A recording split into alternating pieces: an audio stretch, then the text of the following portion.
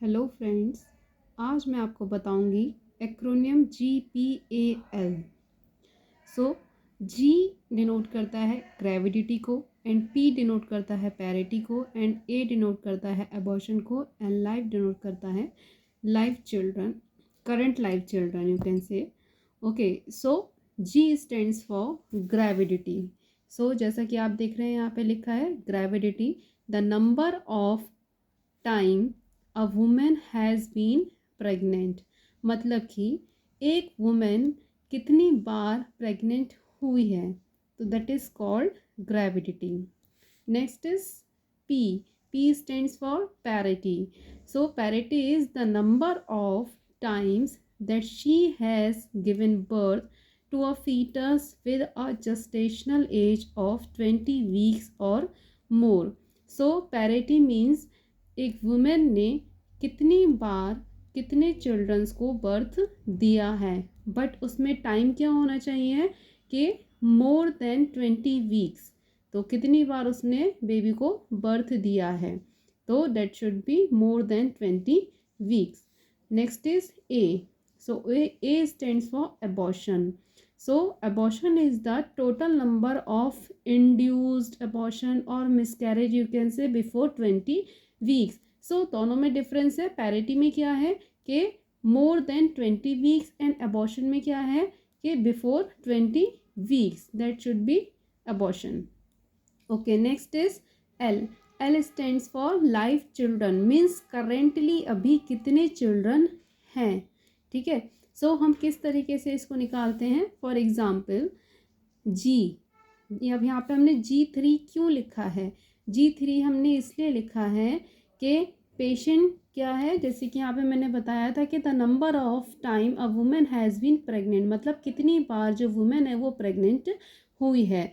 सो कितनी बार हुई है, 3 बार। 3 बार कैसे है, अब ये जो थर्ड टाइम है, ये थर्ड टाइम हम इंडिकेट कर रहे हैं कि जो अभी करंट प्रेगनेंसी है पेशेंट की।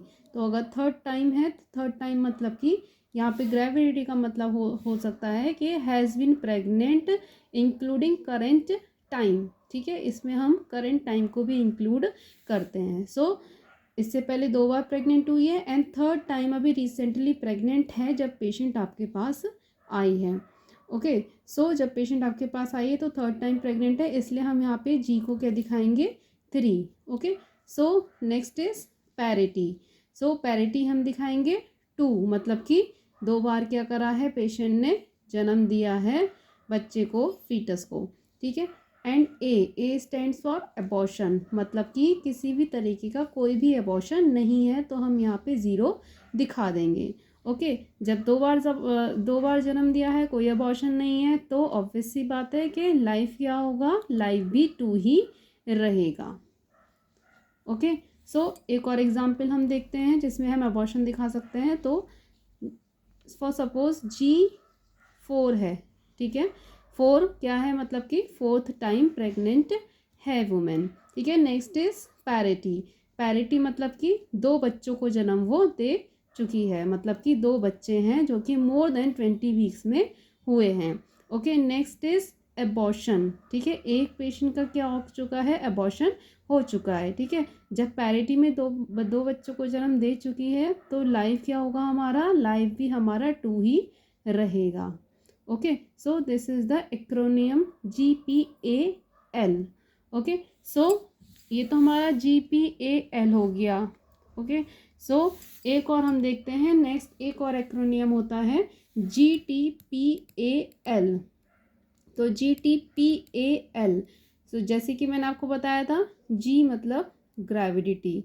तो ग्रेविडिटी का मतलब आपको पता ही है कि ग्रेविडिटी मतलब क्या है। जैसे मैंने अभी आपको ऊपर बताया था, the number of time a women has been pregnant, मतलब कि जो वुमेन है वो कितनी बार प्रेग्नेंट हुई है।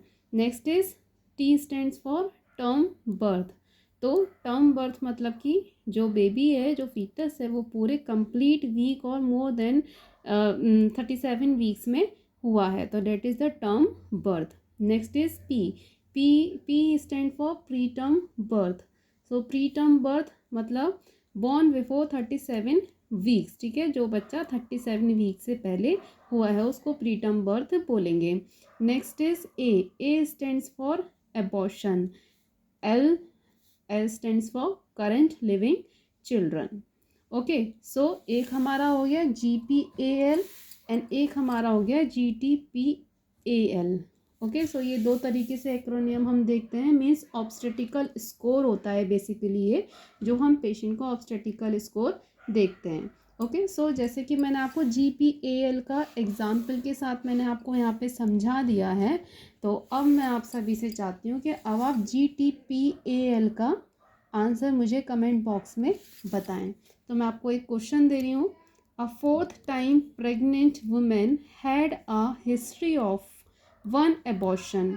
ओके, 4th टाइम प्रेग्नेंट है वुमेन, जिसकी हिस्ट्री है एक एबॉर्शन की, और a daughter born at 40 weeks, मतलब कि जो डॉटर बॉर्न हुई है वो पूरे टर्म पर बर्थ किया है। ठीक है, a boy born at 34 weeks, मतलब कि जो बॉय बॉर्न हुआ है वो प्री टर्म बर्थ हुआ है।